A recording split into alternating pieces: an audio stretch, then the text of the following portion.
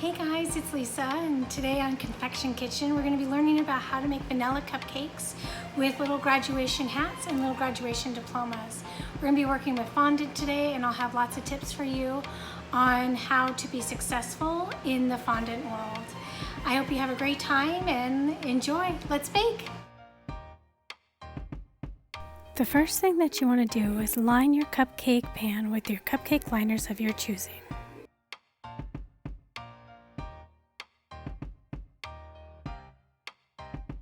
For this cupcake recipe, I will be doubling my batch today. The next thing that you're going to do is you're going to whisk your cake flour, baking powder, baking soda, and salt together. Make sure you do use a level to ensure that all of your ingredients are measured correctly. Beat the butter on high speed until smooth and creamy. It should be about 1 minute. Make sure to use room temperature butter. Make sure to scrape down the sides before adding your sugar, and then you will beat the sugar and butter together on high speed for about 2 minutes before it's creamed together. Be sure that your egg whites are also room temperature to help it blend better in the batter.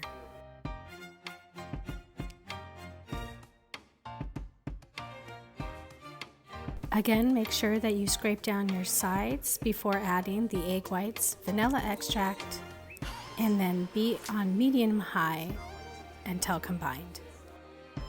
Make sure that your sour cream is also room temperature, and make sure that everything is combined before the next step.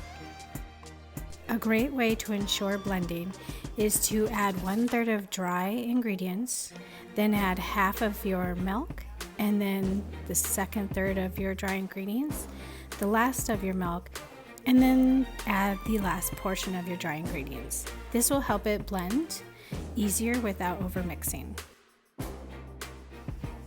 Sometimes you do need to hand whisk it to ensure everything is combined. Pour the batter into the liners and fill only 2/3 full to avoid spilling on the sides. If you do get some batter on the actual cake pan, go ahead and use a paper towel to wipe it off.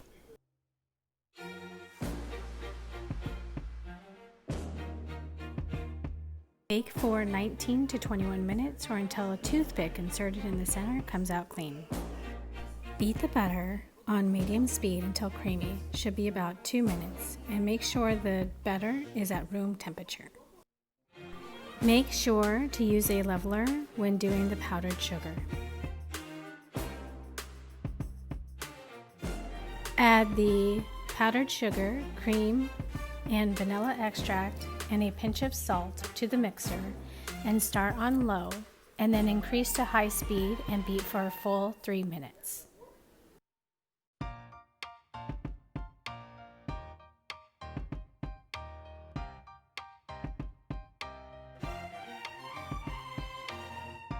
If the batter is too thin, go ahead and add more powdered sugar. If the batter is too thick, add a little cream.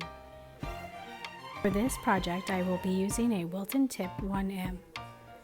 I use a glass to help hold the bag together while I add the frosting. Do not overfill the bag so it's easy to work with.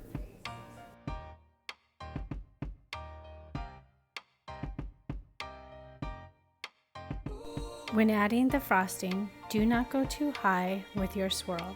You will be adding fondant pieces to this, and you do not want it to be too high. Working with colored fondant, I always try to wear gloves so my hands do not get stained and I do not transfer color to the other pieces.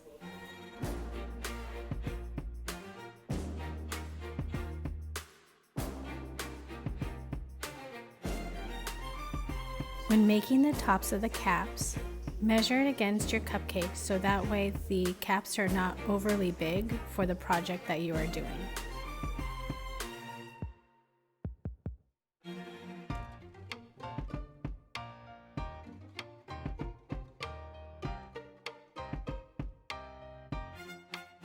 Use a clear piping gel when adding fondant pieces to other fondant pieces. I find that it holds it together easier.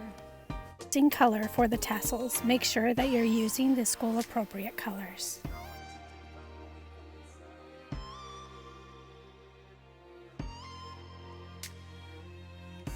When measuring the tassels, make sure you measure it against the cap.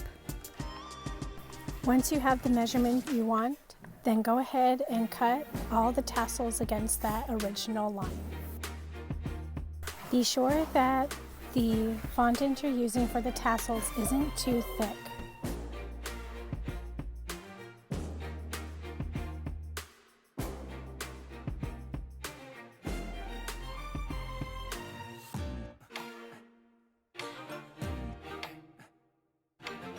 When cutting for the tassels, make sure to use a very sharp knife and cut 3 to 4 little tassels to ensure that it is all one piece.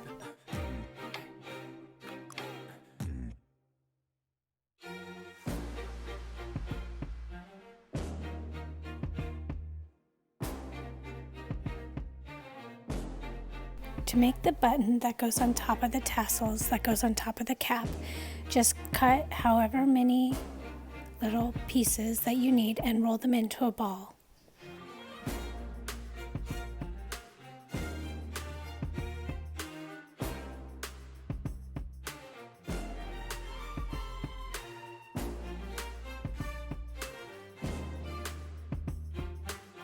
Sometimes you have to readjust the tassel length when starting the project. For instance, I had to make my tassels smaller because I made the tassels too long in the beginning. Like most fondant work that is done in layers, you will put the tassel on with the gel and then put the button on top of that and let it dry. When starting the diplomas, you want to make sure that you have the fondant as thin as possible, as you will be rolling them into little diplomas. You want to make sure that you measure the diplomas the width that you would like them to be. Go ahead and measure them against the cap if you need to make sure that the proportions look even. Anytime that you're doing something for somebody else, try to make personal touches whenever you can. For instance, writing the name on the diploma before you wrap it in the ribbon is a great personal touch. When doing the diploma for the ribbon, again, you want to make sure you have the appropriate color for the school you will be doing, and make sure to measure the ribbon against the diploma to make sure that it looks appropriate. I love using a straw to make the symbol for the diploma. Using household items for these kind of things is a great go-to. Decorating cupcakes, you want to make sure that you're decorating it towards you so you know what it looks like.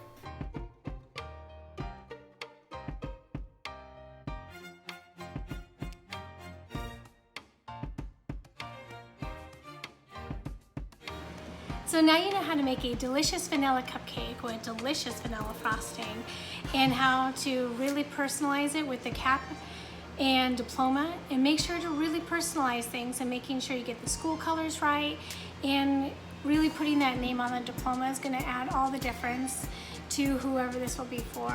I hope you had a really good time today, and thank you again for watching.